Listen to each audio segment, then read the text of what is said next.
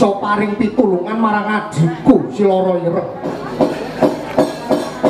Ya merga saka kahanan Mandura sing lagi tintrim kademangan Widara Kandang dina samengko katekan prajurit Sengkapura kang duweni sedya bakal ngarah patine putra Mandura ya kuwi pun Kakang Kakrasana Narayana adikku Sibratajaya. Inggih Kakang Mas Loreng, Kakang Mas Narayana kepiye? Ripalungguhan iki ana alun-alun negara Mandura wis dumadi adon-adon sawung jago menungsa.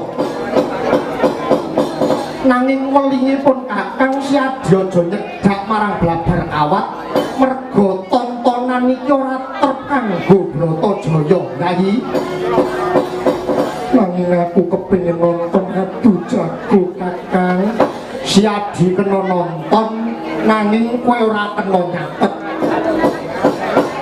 Pun Kakang sakloron kang bakal nyateti sebab jinejer dadi putra Mandura pun Kakang kudu sabiyantu ngudari ruweting praja. Mula saka kuwi Siadi bakal tak titipake lawan si Permadi. Moh. Engko ndak dikapak-kapak ning malah digelut. Wong wit mau lirak-lirik jual jawil wae.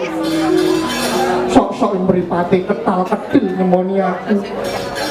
Jadi terus-terusnya aku ya iso baper Kakang.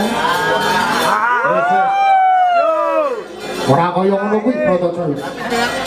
Siadi tak titipake marang Permadi.